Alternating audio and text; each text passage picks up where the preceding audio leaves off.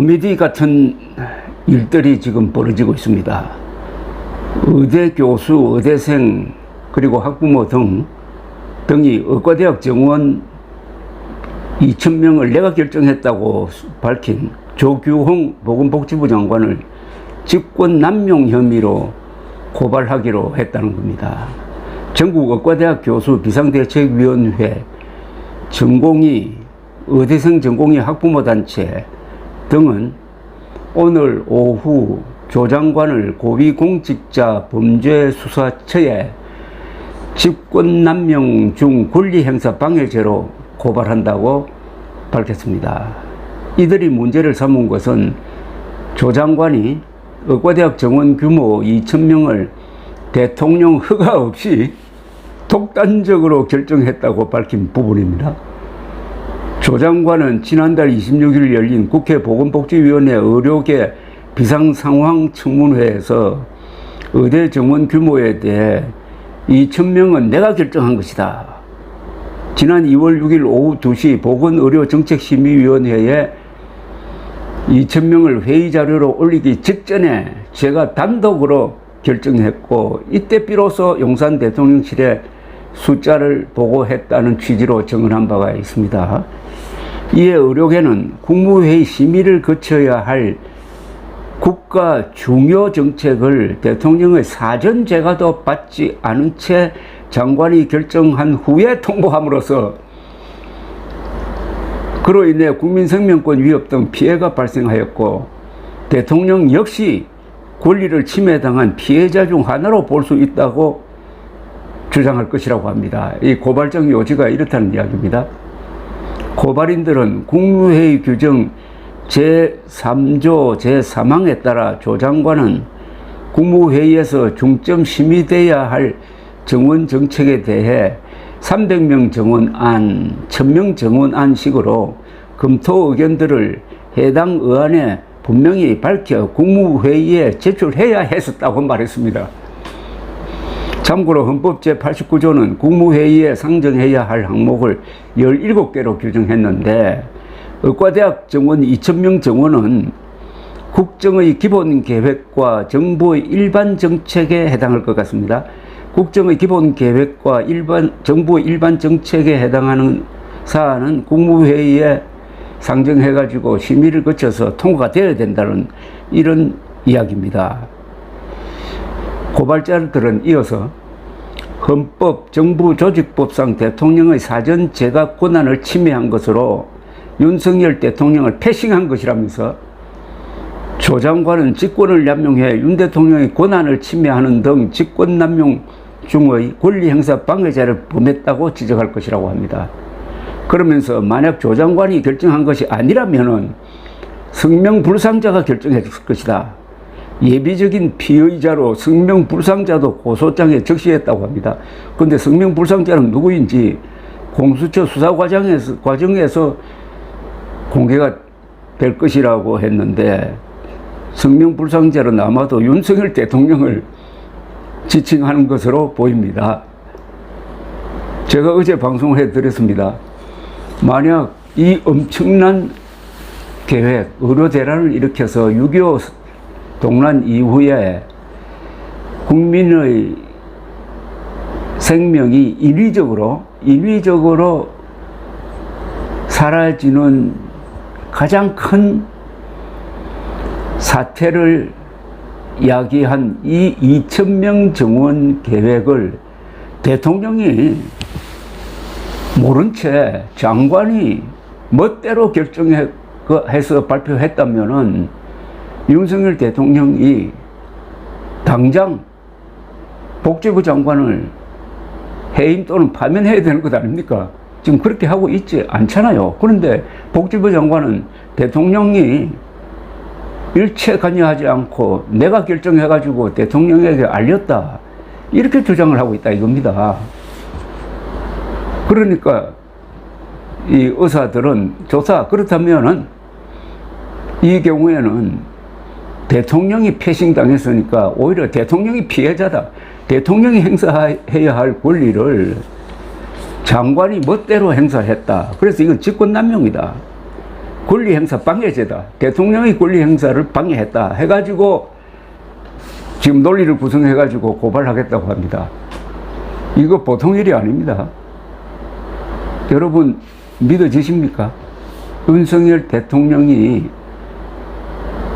모른 채 장관이 이런 어마어마한 결정을 발표를 하고 밀어붙였는데 이렇게 사태가 악화되고도 복지부가 제대로 문제를 해결하지 못하고 대통령이 욕을 먹고 있는데도 대통령은 인내를 하면서 지금 보건복지부 장관을 감싸고 있는 거. 그러면은 윤석열 대통령의 그 인내심과 자비심과 그 관용은 이건 그냥 성인 수준 아닐까요? 근데 한편에는 윤석열 대통령이 측근들에게 직설적으로 화를 낸다는 이야기도 막 나오고 있습니다. 근데 조기용 국무장관은 모든 건 내가 했다. 내가 결정한 다음에 대통령에게 보고했다라고 지금 주장을 하고 있습니다. 자, 공수처의 수사로 밝혀지려면 시간 많이 흐를 텐데 이거야말로 감사원이 나서야죠. 감사원이 조사를 하면은 아주 쉽게 밝혀질 것입니다. 문재인 정부 때도 감사원이 원자력 발전소를 조기에 가동 중단시킨 과정에서 당시에 관리들이 위법 행위를 했다고 해가지고 고발을 하고 수사로 진행된 적이 있습니다. 그러니까 지금 감사원이 이걸 일단 감사를 해야 됩니다. 그래서 불법 행위가 있었으면은 누구든지 고발을 해야 되죠. 여기에 조규홍 장관이 만약 거짓말을 했다. 즉 윤석열 대통령이 2,000명을 결정을 했는데 조 장관이 나서서 자기가 한 것처럼 이렇게 떠안는다 하면 이것 또한 범죄가 될 겁니다. 이것을 무슨 혐의로 걸지는 모르겠는데 아마 상당히 심각한 범죄가 될 겁니다. 그러니까 어느 쪽이든 이게 범죄를 구성한다고 저는 봅니다. 독단으로 결정을 해가지고 대통령의 권한을 침해한 것도 심각한 사태죠. 심각한.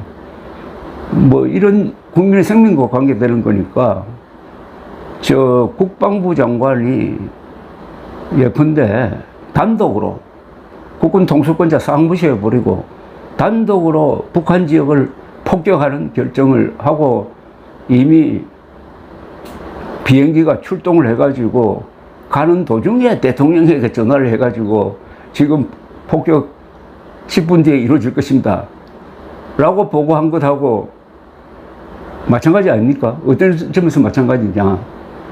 인명 손실과 연관된다는 겁니다. 한 1년 지나면은 의료 대란으로 죽지 않아도 될 환자들이 얼마 더 죽었다 하는 통계가 잡힐지 모릅니다. 굉장히 많은 숫자가 나타날 가능성이 많습니다. 그러니까 이런 짓을 한 장관, 대통령도 패싱하고 하면은 그게 적용돼야 할 법규나 형량은 어마어마할 것이라고 생각합니다. 그런데 여러분들 그게 상식적으로 믿어지십니까? 지금 이 관료들은 검찰총장 출신의 무서운 대통령이 뒷받침해 주니까 나는 마음대로 거짓말해도 국민들을 속여도 나는 감옥에 가지 않는다고 자신만만한 것 같은데 그 윤석열 대통령이 탄핵당한다든지 하야를 한다든지 정권 교체로 다음에 다른 정당의 대통령이 등장하면은 과연 무사할 수 있겠습니까? 지금 몇몇 장관은 이 교도소의 담장, 바깥 세상과 교도소 안을 가르는 교도소 담장미를 지금 걷고 있는 것처럼 보입니다. 이게 일종의 관료 독재가 지금 일어나고 있습니다. 대통령이 무리하게 집행하는 게 법규와 상식에 어긋나면은 이거 안 됩니다라고 해야 될 관료들이 그 대통령을 따라가면서 무리하게 법을 어기고 하다가 교도소 담장에서 바깥으로가 아니라 안으로 떨어지는 이런 코미디 같은 상황이 지금 실시간으로 전개되고 있는 것 아니냐. 몇몇 장관입니다. 몇몇 장관이 그렇게 보입니다. 이게 관료 독재입니다. 관료 독재는 일제시대 말하자면 친일, 일제의 앞잡이들이 조선인을 약탈하고 잡아넣고 한 그런 게 바로 관료 독재입니다. 관료 독재. 관료가 아무런 독자적인 도덕성 판단하지 않고 오로지 권력이 시킨 대로 하는 걸 관료 독재라고 합니다. 지금 관료 독재가 이루어지고 있다는 느낌을 지울 수가 없는데 이번 이 고발 사건이 어떻게 진행되는지 하나의 사례가 될 것입니다. 감사합니다.